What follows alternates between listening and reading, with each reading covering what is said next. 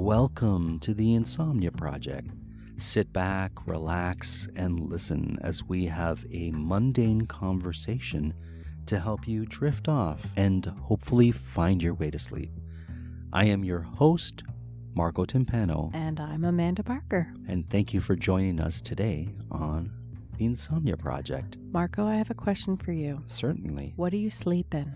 Ooh, that's a great question. So, depending on the time of year, actually, that's not true. I'm still wearing holiday pajamas. You love those pajamas. Listen, they have gnomes on them. They have gnomes on them with Santa hats and snow on where they receive mail in little trailers. I'm not exactly sure. Yeah, they're like.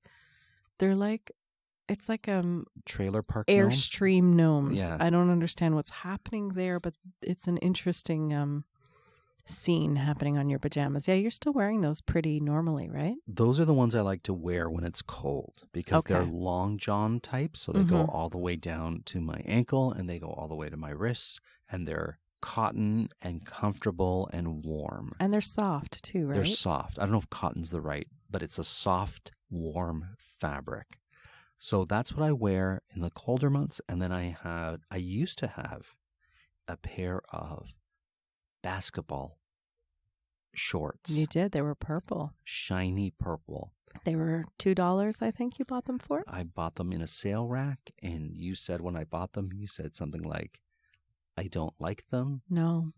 What did you say? You said, I don't like them, don't buy them. And I said, I'm not a fan, and I don't want to see those every night when you go to sleep. And you said, I will wear them every night when I go to sleep. Until I'm done. Until I'm done. And he probably wore them for at least 4 years. Yeah. It was a long time with those purple. They were fantastic. I missed them to this day. And one day you just decided you were done.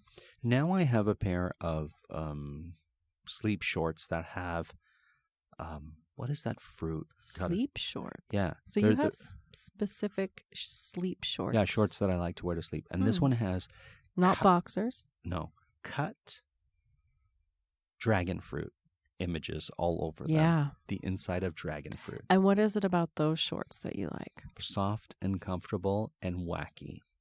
Oh, so you have to have a bit of whack in your sleeping attire. Yes, because to entertain me, is that why? No, just because in my everyday dress, I'm very conservative. Okay. I don't like things that are loud or... Conservative by day, wacky by night? Pretty much. Wacky. That's a word you don't hear a lot.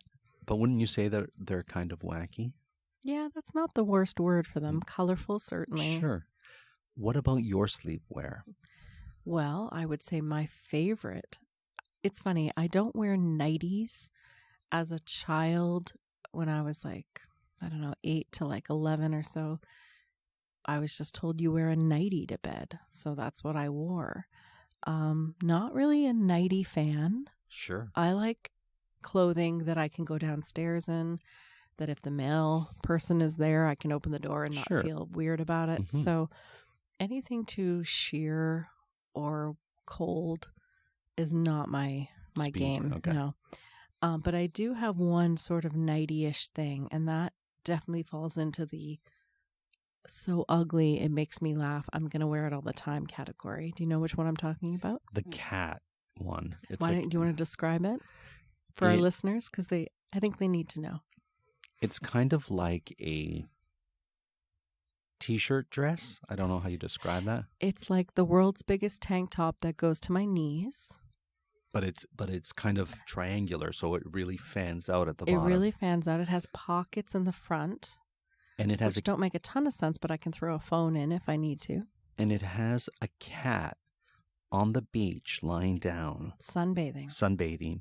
And it says, I'm the cat's meow or something like that on it. No, it says Bahama Mama. That's what it says. Because I got it in the Bahamas. It's the ugliest thing. Yeah.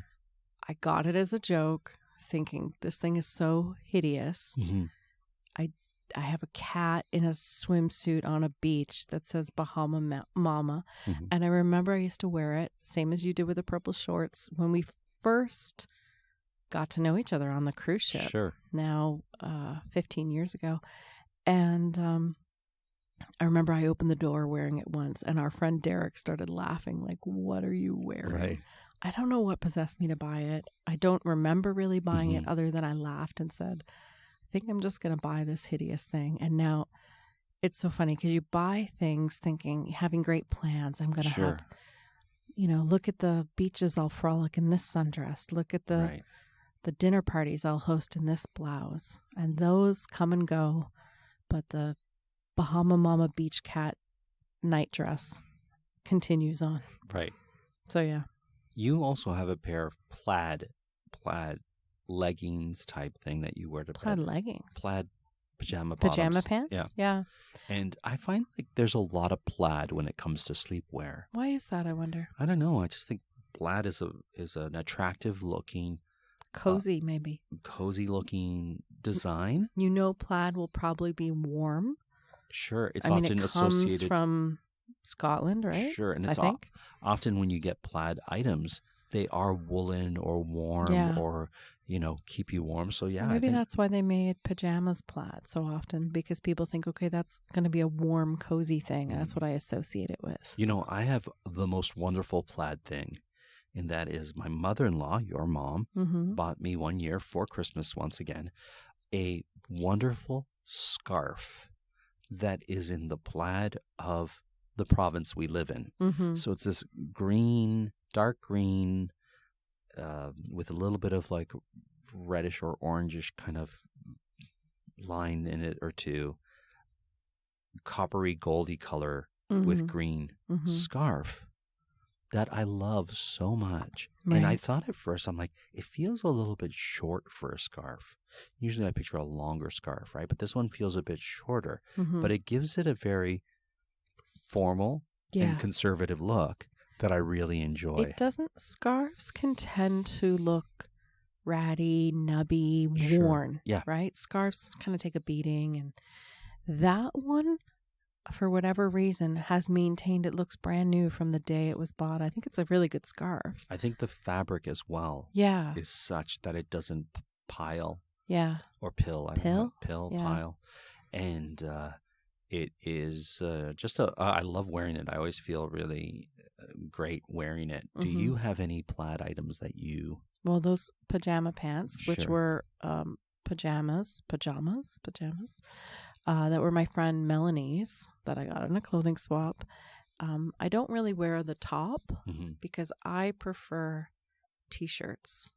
And we can talk more about that, but to sleep in. So these ones are the bottoms that I pair with various T-shirts. Now, to just do a little tangent about the T-shirts I wear, what I've done is I don't like high neck T-shirts at all. And I had a whole bunch from, when I was backpacking in my 20s. I used to get Hard Rock Cafe Manila or, a Thai Coke T-shirt, written in Thai writing, things like that. And then they just kind of stayed with me. And then it became, now they're 10 years old. I can't get rid of them. Right. So I wasn't sure what to do with these T-shirts, and they're all huge. And I finally decided I should use them or lose them. So I cut the necks out of all of them, kind of made them all flash dance style shirts so that they fall off the shoulder a bit, which for me is very comfortable. Right. And made comfortable shirts out of all of them so that they're nowhere near my neck. And now that's what I wear to bed. Well, you know what I did with some T-shirts that I really liked and had for a while but didn't want to get rid of because I had a attachment to them. I took photographs of the T-shirt design. So I had one, for example, that looked from Martha's Vineyards that looked like a old sort of American style tattoo with a mermaid on it. So I took that photo and I uploaded it on my Facebook photos that I can access. Okay. So I thought if I ever am nostalgic of those T-shirts, I can always go back and look at them. Right. And I can assure you, I've never gone back to look at them, but they're Time there. to look at that T-shirt. And I was able to let go of those T-shirts. It's a great practice. Yeah. And I just want to mention, Amanda, last episode we talked about the Mac as a cap, the page boy cap that we're talking about. Right. And I mentioned that it was in a Beatles song. And the line is actually from Penny Lane, so I think I got it right. which is, and the banker never wears a mac in the pouring rain. Okay. Very strange is the lyric or the line. All right. And so I was not wrong, which I often am when I was talking about the mac, which is Right. like a hat. Well, good for you. That's Thank you for going back and doing that research. Mm-hmm. I'm trying to think of other things that I enjoy wearing to bed or plaid things. Do you have any plaid items other than those I have pajamas? one plaid. Well, it's a gingham. Is a gingham a plaid? No, a gingham's not a plaid. I think plaid It's is a plaid. red and black big gingham. No. So to me, I think of that as plaid. No, that's not. Really?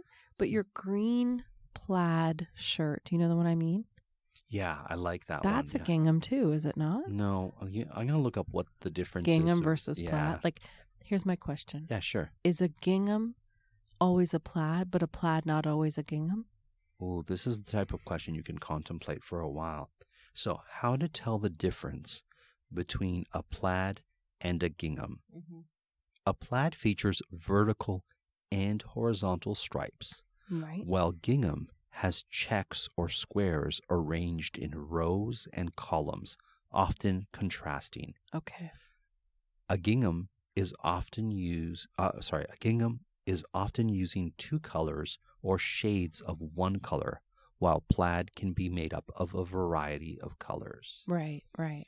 So there you go. So they are distinctly different. Well, then, Then the question gets raised here: does gingham count as plaid? And? Which is what you said.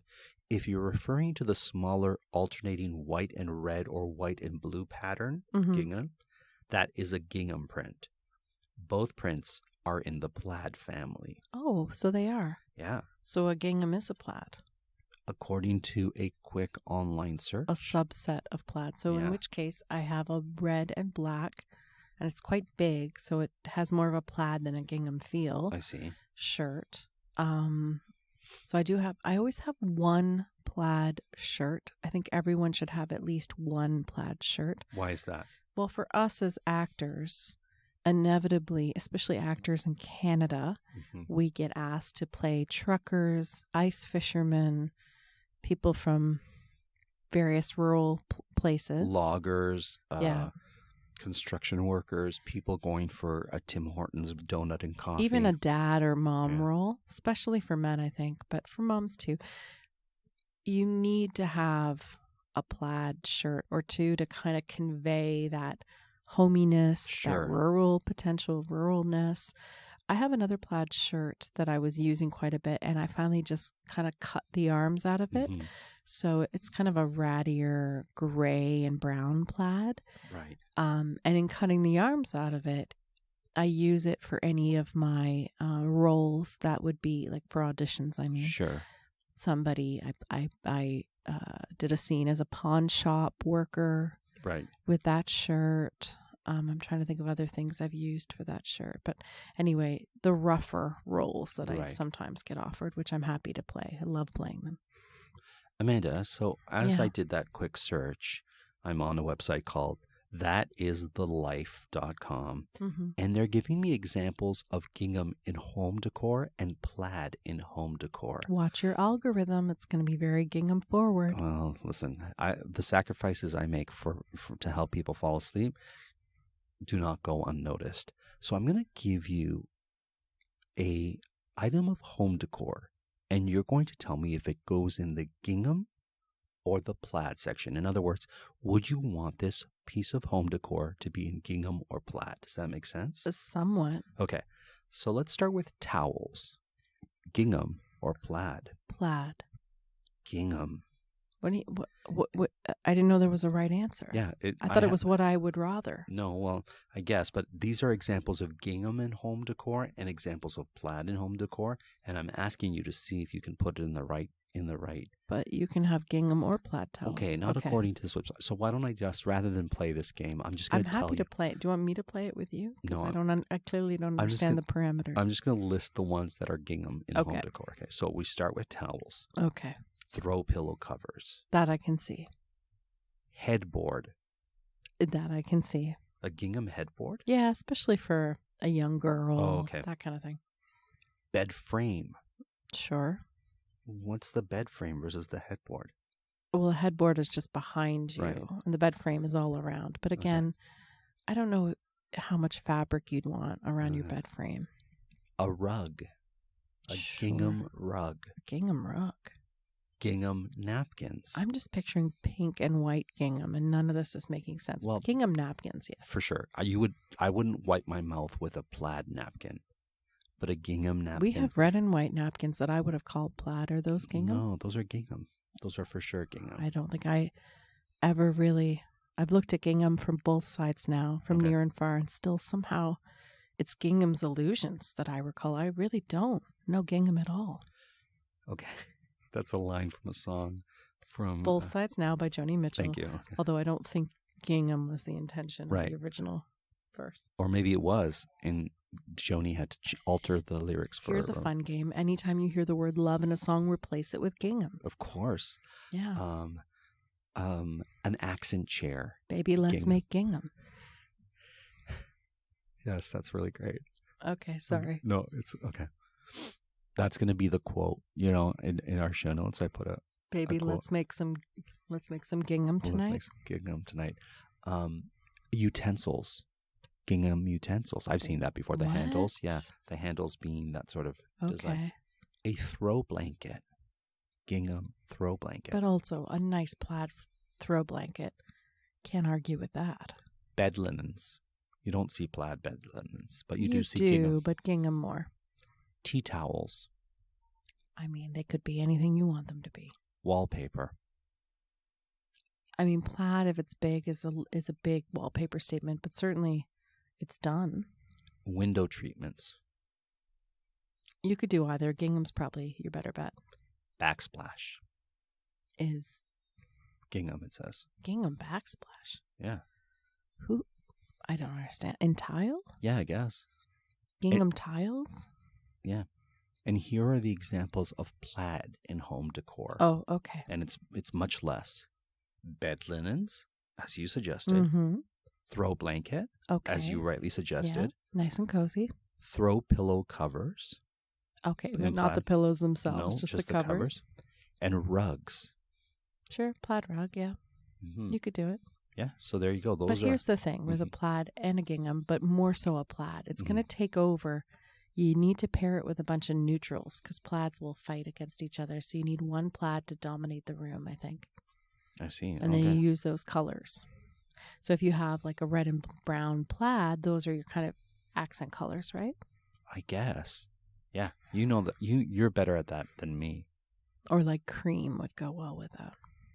Yeah. So there you go. That's what I have to tell you about plaid and gingham based on my quick search. Like I said, plaid, I feel like we're old friends.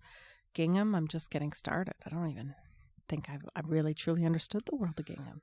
I have both plaid and gingham shirts. You do. Which do you prefer? I like them both. I feel like my plaid is more casual. Sure. With the exception of my scarf, which I feel is very formal. And my gingham tends to be not formal, but a little bit more buttoned up. Now, here's an area where I really appreciate and love plaid. Okay. Wrapping paper. Okay. Plaid wrapping paper. I love it. But a gingham wrapping paper is really nice too, you have to admit. I'll take plaid wrapping paper over gingham. And really not just for the holidays.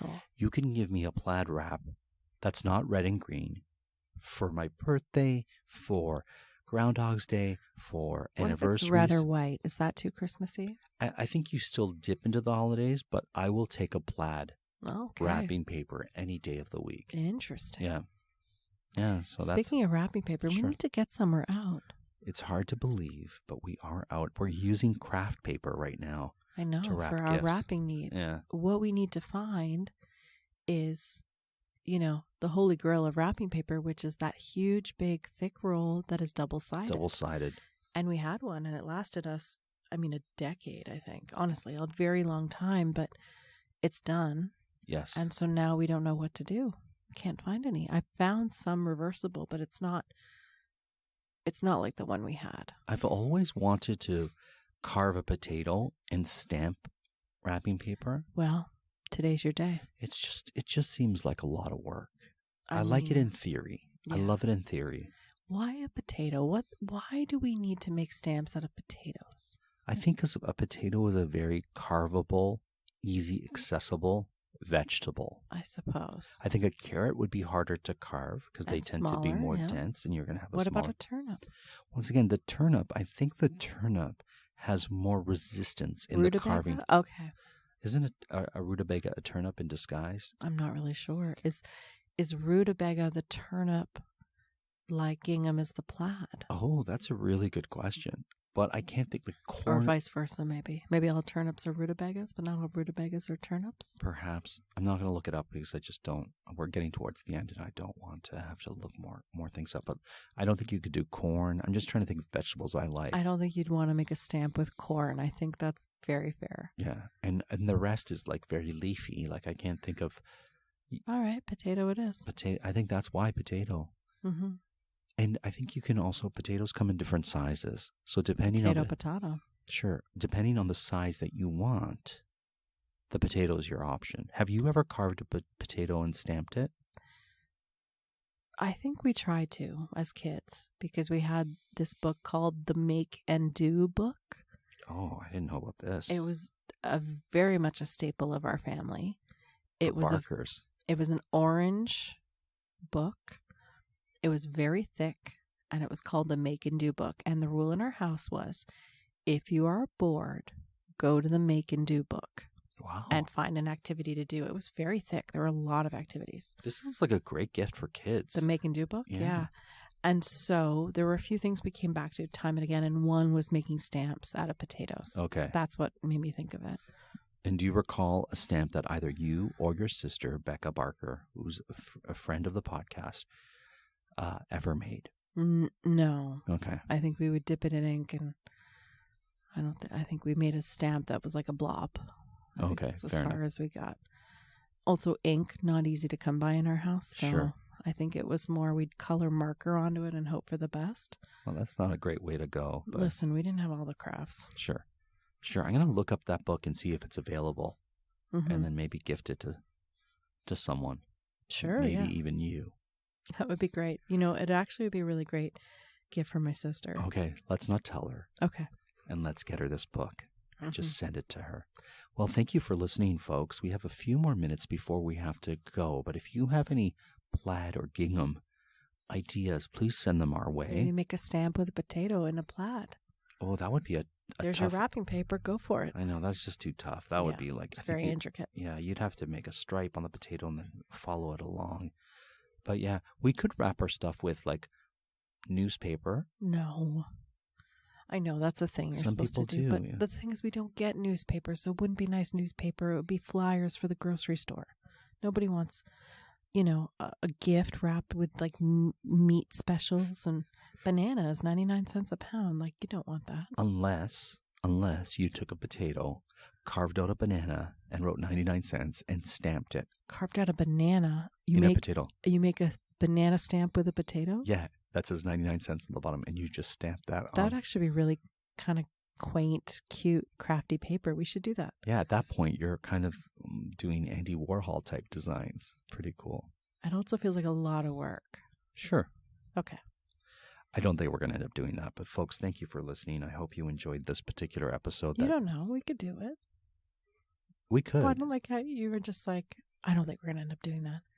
Listen, the world is your oyster, or in this case, your potato. Sure. Listen, if you want to lead the charge on that, I've got not ink. I do have ink, but I would use paint. I like to eat my potato, so that's a problem. I don't think I would want to waste a potato. Okay. Is there a vegetable you wouldn't mind wasting? A rutabaga. Okay. Well, we'll see if we have any. We usually don't get those. What about like an acorn squash or? No, those are far too tasty. Okay. No, we're not donating an acorn squash to the cause. How about a block of wood? I don't eat that. Amanda, that would be so hard to carve. That's like at that point you're a professional carver. Okay, you know what I used to use when I was a kid? Sure. Marshmallows. As a stamp? Yeah, we always had marshmallows in the cupboard. Mm-hmm. And so whenever I had to make, it was really big in the 80s and 90s to make dioramas of, your books. Do you remember that? No. Oh, that was a big thing in my school. Like, you do a book report and you had to create a scene from the book. Okay. That was asked for a lot. Okay. And various things. So you had to make a diagram, like with a shoebox. Sure. So I would make the people out of marshmallow. I would take the marshmallow and like form it, because it was malleable. It's malleable. Sure. And if you twisted it kind of like a dough or a Play-Doh, and then you could paint it. So I would make people out of marshmallows. Okay. And paint, like sort of color them with marker and I remember making people skating, and I actually did a really good job. Oh, wow. My dad came home and he was like, "How did you make that?" I was like, "Marshmallows." The interesting thing is, the marshmallows would have likely been eaten before I made them into anything. See, I don't think we were big into the marshmallow. We just always had them. I love a marshmallow. Yeah? Yeah. You could make a marshmallow. That's something I'd love to do. Okay. But it's very labor intensive. Yeah, and you can get a bag for 99 cents. 99 cents. Yeah, so it's probably not worth it. Depending on what the flyer that you wrap your presents with says. Well, there you go, folks. Thank you for listening. If you have marshmallow tips, if you have rutabaga tips, or if you have plaid tips, let us know. And hopefully you'll have fallen asleep by this point. But if you haven't, no worries. We're here with you. There's other episodes, and know that you're not alone. Until the next time, we hope you were able to listen and sleep. I keep getting